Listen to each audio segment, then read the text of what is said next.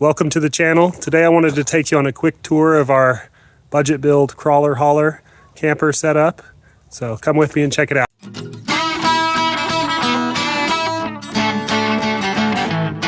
So I picked up a 28-foot trailer and I built the box on the front that's 12 foot long and about 7 foot wide. And I pulled the floor out of the back part of the trailer. We're going to put storage there. The grill mount goes there, so I'll show you that in a minute. But basically, we'll store just whatever camping stuff down there eventually. I have an access for our electric right up there, and another one for the fridge hookups there. And then you can see I've got just a rock light wired to our 12 volt setup for a porch light and a couple under the steps. And then on top, we just have a solar panel and a little charger there, just keeping that battery topped off, because our inside we have a fridge that runs on, the computer runs on 12 volts. So this is inside the setup. We have 5 people in our family, so squeezing 5 people into this little area probably sounds crazy, but it actually works pretty well for us. So everywhere you'll see, I just try to maximize storage the best I could. And I don't really care about finish work, so as you can tell on the inside, it's far from perfect, but man, it works good for us. So my wife and I sleep up there. The kids each have their own space. And in our old setup, we used to sleep kind of like this too, but this is way nicer because it has insulation. It's just awesome. So we've got a little AC unit, a heater. Originally the heater was down on the floor, which was one, annoying, but 2, I get really hot, especially with 5 bodies in this thing. We camped in the 30s a couple weeks ago after I finished it, and I ended up opening the windows and shutting the heater off. But I figured out when I mounted it up high, it stays hot enough there, it barely kicks on, which is perfect. So we got a small pantry here, just so you can see, just maximizing storage stuff, and then an area we'll just keep coats out here, and then smaller stuff like hoodies will hang there. This is just for driving, just strap the door closed. Over here, all of our junk, like extra extension cords, tackle boxes, stuff gets there. But then everyone has their own bin, which is really nice because the kids can't overpack. When their bin is full, that's all they can bring. And they have the spot for their own stuff.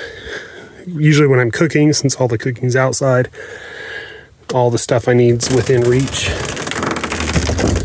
And then our Blackstone that we have there pops off the mount, and it goes right here, and I use my old Jeep seat belt to strap it down so it can't move. I picked up this fridge for, I'll have to go back and look, I can't remember if it's $50 or $100 on Marketplace. Runs on electric or propane. It's been really good so far.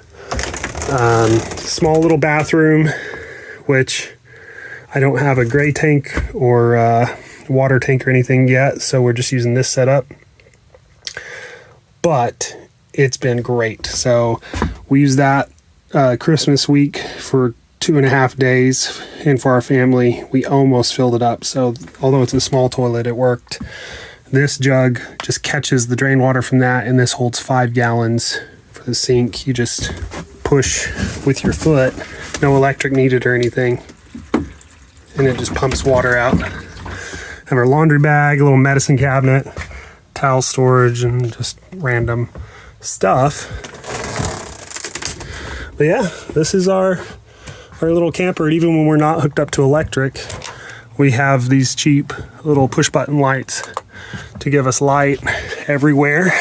So you can at least have that. But yeah, it works great for us. I'll go through more details of how I built it in just a second. One thing I forgot to mention was how we powered everything. So I didn't wire up any electric. All I did was I have this little area where we charge our phones, and it came with the plug, and we have a storage box here, and then it's on a a 10-foot cord that's ran behind the wall over the door, and it goes back in here. And all of our electric goes through that pass-through I showed on the outside of the trailer. Hits this 12-gauge extension cord. So like right now we've got the heater is plugged in last night and running, and then that's just the LED light right there. And then we've got the power supply to charge our phones. And that's all the power here on a separate line coming out the back. Our fridge has a 110 power supply or the propane, and then has the 12-volt supply to run the computer for the fridge. With the kids' beds, I had leftover 1.5-inch styrofoam wall insulation from doing the walls that I put down for padding. And then I I cushioned it with a 4-inch foam pad for a bed cut to fit each of their spaces. And then, so they've got plenty of padding for as small as they are. And they're comfortable and happy under there, and each have their own light so they can read or whatever if they want to. So this is where the grill rides when it's in place. Then I've just got a little cubby hole here with all of our spatulas and things that I use when I'm out there grilling, so it's all just handy right here. And then we come out here. This is a little swing mount for the grill, and it just pops off and it rides right here. So I just take this handle I made. I make everything out of leftovers and repurposed stuff, so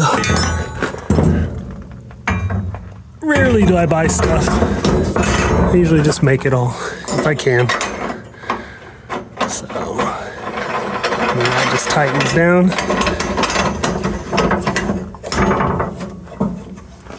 So that little handle came with an angle grinder, and I'll never use it, so I just welded it on there. But that rides just like that.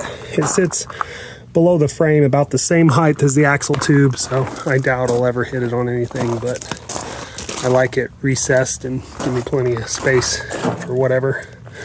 But yeah, that's our little setup. Throw the propane in a little box in the back of the truck and tie our trash up and throw it in, and we're ready to roll.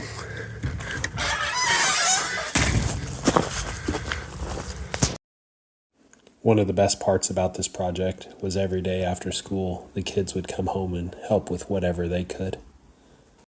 For the frame, I used 1.5-inch 11-gauge angle iron. Trying to stick to a budget, I picked up this door for really cheap on Marketplace. It actually goes to a bathroom trailer. For the roof, I ended up going with 16-gauge steel sheets. That's probably heavier than what most people would use, but I knew I could weld all the seams without burning through on it, and I wanted every seam welded so there was no chance of leaking. I left a 6-inch drip edge on each side of the camper. Once all of the metal work was done, I framed all of the walls in 2x2 lumber. I got a really good deal on the lumber that I used for the siding off of Facebook Marketplace.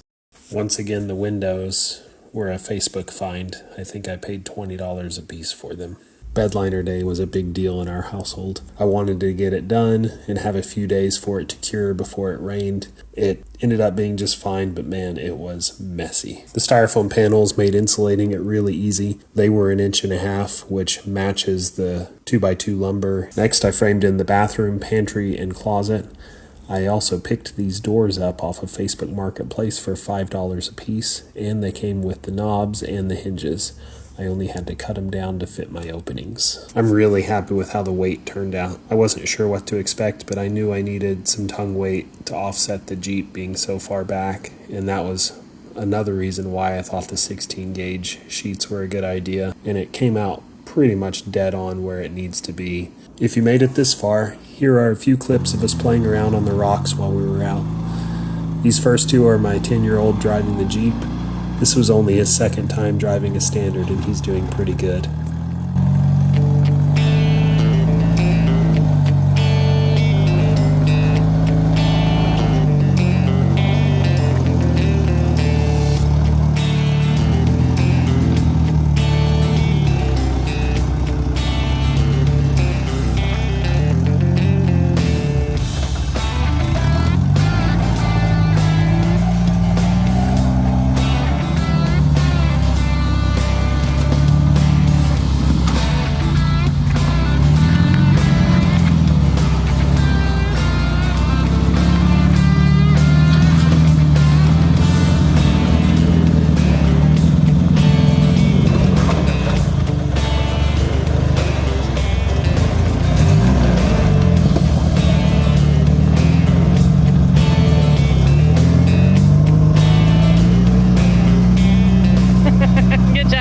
I threw a couple of old clips in here just to show the progression of our Jeep over the last few years.